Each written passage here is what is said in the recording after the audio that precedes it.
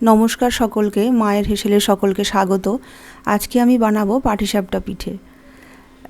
তার জন্য আমি এখানে নিলাম যে 2 কাপ ময়দা। আমি এখানে আমরা যে চা খাই সেই কাপই আমি এখানে ব্যবহার করলাম, কেননা মেজারিং মাপের কাপ তো সকলের কাছে থাকে না, সকলে যেন এই কাপটা ব্যবহার করতে পারে, তার জন্যই আমি এই কাপটা ব্যবহার করলাম। আমি এখানে 2 কাপ ময়দা নিলাম, আর ওই কাপের মাপেরই হাফ কাপ নিলাম চালের গুঁড়ো, আর হাফ কাপ নেব সুজি। এটা হচ্ছে একটা মাপ, হাফ কাপ সুজি নিলাম। এই সমস্ত উপকরণটা আমি একটু ভালো করে মিশিয়ে নেব। মাপটা একটু ঠিকঠাক মতো না হলে পিঠেটা কিন্তু ঠিকঠাক মতন হবে না। আমি এখানে দিয়ে দিলাম 1 কাপের থেকে একটু কম চিনি। এবার চিনিটাও কিন্তু খুব বেশি যদি মিষ্টি হয়ে যায় তাহলে কিন্তু পিঠেটা উল্টানোর সময় একটু অসুবিধা হবে। সমস্ত উপকরণটা আমি ভালোভাবে মিশিয়ে নিলাম।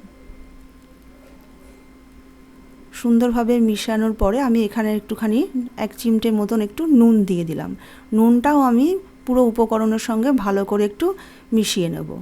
মেশানো হয়ে গেলে আমি এখানে দিয়ে দেব 1 কাপের মতন দুধ। আমি এটা পুরো দুধেই গুলতে পারি, কিন্তু আমি একটু উষ্ণ গরম জল দিয়ে একটু গুললাম। আপনারা চাইলে পুরো দুধের এটা গুলতে পারেন, কিন্তু দুধটা একটু উষ্ণ গরম করে নিতে হবে। আমি উষ্ণ গরম জল দিয়ে ভালো করে আমি এখানে একটা সুন্দর ব্যাটার তৈরি করে নেব। ব্যাটারটাকে এমনভাবে তৈরি করব যেন কোনো দলা ভাব না থাকে। এটা একটু টাইম নিয়েই করতে হবে। আমি ভালোভাবে এটাকে মিশিয়ে নেব। দেখুন, এইভাবে ভালো করে মিশিয়ে নিতে হবে। ব্যাটারটা খুব পাতলাও হবে না, আবার খুব ঘনও হবে না, এরকম ধরনের একটা ব্যাটার তৈরি করে নিতে হবে। ব্যাটারটা তৈরি করে আমি এখানে ঢাকা দিয়ে রেখে দেবো মিনিমাম 15 থেকে 20 মিনিট। এতে চালের গুঁড়ো সুজি এটা পুরো মিশে যাবে। আমি এখানে একটা কড়াই নিয়েছি, কড়াইতে আমি এখানে কড়াইটা গরম করে 1 কাপ দুধ দিয়ে দিলাম। দুধটা আমি আগের থেকে আমি গরম করে রেখেছিলাম। এই হালকা একটু গরম হয়ে গেলে আমি এখানে দিয়ে দেবো নারকেল কোড়া। 2 বাটি নারকেল কোড়া আমি এখানে ব্যবহার করব। আমি এখানে একটা গোটা নারকেল কুড়িয়ে নিয়েছি। আগের থেকে নারকেলটা আমি কুড়িয়ে রেখেছিলাম যেন আমার কাজটা একটু তাড়াতাড়ি এগিয়ে যায়। দুধের সাথে ভালো করে আমি এই নারকেলটাকে মিশিয়ে নিলাম। এই সময় কিন্তু গ্যাসটাকে আমি একদম লো করে রাখবো। পুরটা যতক্ষণ না আমার বানানো হবে ততক্ষণ কিন্তু গ্যাসটা আমি একেবারেই বাড়াবো না। দুধের সাথে আমার নারকেলটা মেশানো হয়ে গেছে। আমি এবার এর মধ্যে দিয়ে দেব 1 কাপ মতন চিনি। এবার আপনারা এটা গুড় দিয়েও করতে পারেন। এবার এই পুরটার মিষ্টিটা যার যার স্বাদ অনুযায়ী আপনারা ব্যবহার করবেন। আমি নারকেলের সাথে চিনিটা ভালো করে মিশিয়ে দিলাম। আমার গ্যাস কিন্তু এখনও লোই আছে। আমি সুন্দর ফ্লেভারের জন্য এখানে 2টো এলাচ একটু মুখটা ফাটিয়ে দিলাম। আমি এলাচটা পরে পুরটা হয়ে গেলে এলাচটা ফেলে দেবো, কেননা পিঠের সময় খাওয়ার সময় মুখে পড়লে বড্ড বিরক্ত লাগবে। এটা সুন্দর একটা ফ্লেভারের জন্য আমি এলাচটা দিলাম। আমি এটা ঢাকা দিয়ে রেখে দেবো মিনিমাম 10 মিনিট। দেখুন 10-15 মিনিট বাদ আমার এরকম একটা টেক্সচার এসছে। আমি মাঝে একটু ঢাকনাটা খুলে নেড়ে দিয়েছিলাম। এইভাবে একটু ভালো মতন একটা খুন্তির সাহায্যে একটু ভালোভাবে চেপে চেপে মিশিয়ে দেব। আমি এখানে 25 গ্রাম ক্ষীর ব্যবহার করেছি। হাতে ভালো করে একটু গুঁড়ো করে আমি মিশিয়ে দিলাম। ক্ষীরটা অপশনাল, আপনারা চাইলে ব্যবহার করতেও পারেন, নাও করতে পারেন, কিন্তু দিলে একটু স্বাদটা ভালো হয়। আমি নারকেলের সাথে ক্ষীরটা এইভাবে ভালো করে মিশিয়ে নেব। সুন্দরভাবে এইভাবে চেপে চেপে একটু মিশিয়ে নেব। এইভাবে নাড়তে নাড়তে দেখুন যখন এইটা একদম পুরটা কড়াই থেকে ছেড়ে আসবে, এক জায়গায় এরকম জড়ো হয়ে যাবে, তখন বুঝতে হবে যে মোটামুটি আমার পুরটা রেডি হয়ে গেছে। এই পুরটা রেডি করতেই একটু টাইমটা যা বেশি লাগে।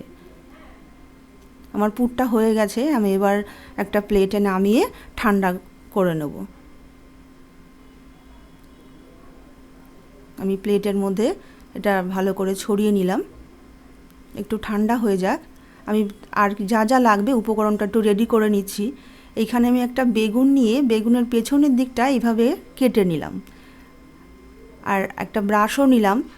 আর আগেকার দিনে তো ব্রাশ ছিল না, এই বেগুন দিয়েই কিন্তু বেগুনের এই পেছন দিকটা দিয়েই কিন্তু আমার মা কাকিমাদের আমি দেখেছি করতে, তাই আমি দুটোই আপনাদের দেখালাম, আপনাদের সুবিধা অনুযায়ী করবেন।